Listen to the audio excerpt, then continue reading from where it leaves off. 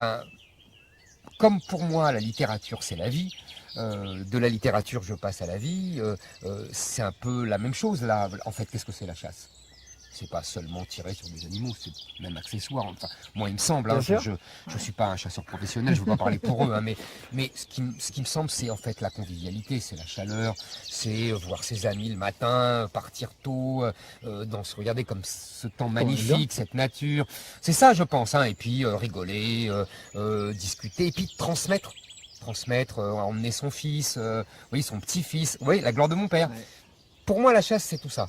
Le contact avec. Alors, je vous dis à la fois la convivialité fraternelle très française, très, oui, et cet ancrage dans quand même la nature. Vous voyez, Tout à fait. on ne perd pas de l'œil d'où on vient, À vous. pour Emmanuel Macron. Maintenant, pour les chasses traditionnelles, je vous avoue que même moi, je me suis laissé prendre. Je vous dis ça parce que Ouais.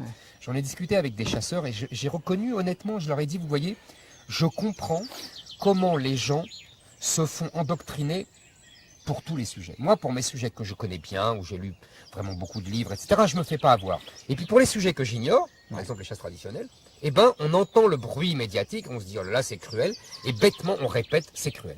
Et je leur ai dit, même moi, j'ai dit, bah oui, je pensais que, vous voyez, la chasse à la glu, la fameuse chasse à la glu Ouais. était cruelle, parce que j'avais entendu, et comme je n'y connaissais rien, je reconnais honnêtement, et bah bêtement, j'ai dit, ah bah oui, la chasse à la glu, c'est pas bien. Ouais. En fait, on m'a expliqué, etc. C'est idiot ce que je disais, et ce que tout le monde dit. En vérité, ça n'a rien de cruel. D'abord, c'est une chasse vraiment traditionnelle, archaïque, même j'allais dire, Ouais. qui est le produit de l'inventivité humaine. C'est pas méchant, ils sont relâchés tout le temps. C'est un appât, si j'ai bien compris. Ils sont relâchés tout le temps. En vérité, ça existe depuis des milliers d'années. Ça n'a rien de cruel. Et on est là vraiment dans l'agite-propre, j'allais dire, médiatique. Les écologistes sont très forts, ils sont normaux. Ils sont les enfants des gauchistes des années 70. Ce sont des gauchistes avant tout. On ne devrait pas les appeler écologistes, on devrait les appeler gauchistes. Ouais. Pareil d'ailleurs pour la chasse à courre. La chasse à courre, on voit bien ce qu'il y a derrière, on voit bien le fantasme. C'est Marly, on va à Marly, c'est Louis XIV. C'est vraiment ça. C'est ça. C'est le C'est ça. fantasme de Louis C'est ça. XIV, de l'aristocratie, les beaux costumes, etc. En fait, là aussi, je me suis renseigné. Et il y a, je crois, la chasse aux cerfs, c'est celle qu'on vise, c'est je crois, 65 équipages sur 300 ou 400. Donc c'est rien du tout.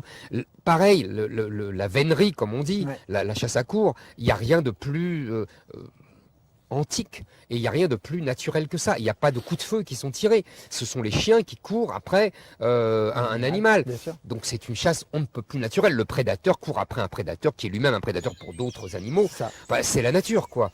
Et en plus, on croit, et même moi, je vous dis, en toute naïveté, je pensais que c'était quelques privilégiés. Bien En sûr. fait, pas du tout.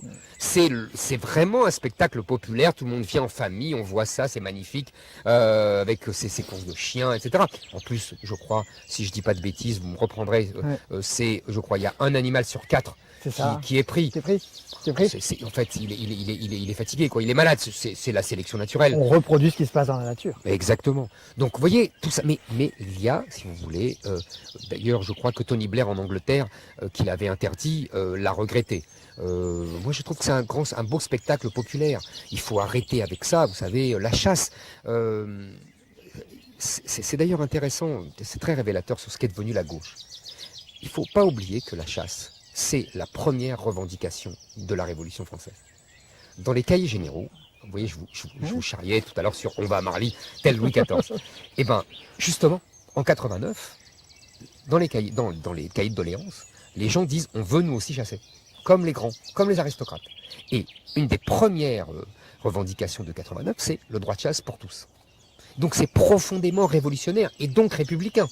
Donc c'est complètement fou que la gauche aille mais vous savez, je développe ça pour tous les sujets. Ouais. La gauche moderne a renié complètement, je sais pas le lieu ni le moment, mais sur tous les sujets, sur l'école, sur la patrie, vous voyez, sur l'assimilation, sur tous les sujets, la gauche prend le contre-pied de ses ancêtres révolutionnaires et républicains.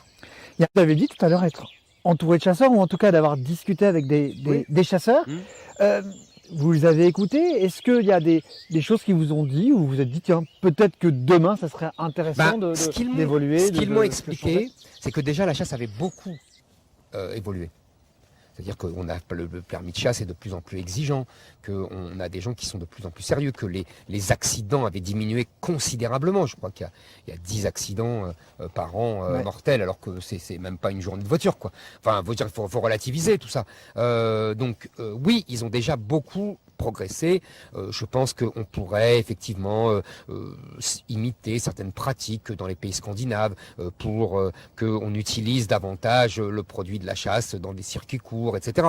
Je trouverais ça bien, ça va tout à fait dans le sens. Des modèles un peu européens qui fonctionnent en fait. Exactement. Okay. Voilà. On peut toujours améliorer, mais franchement, il faut cesser de vouer aux gémonies la chasse. Mais vous savez, je pense que c'est dans un cadre global.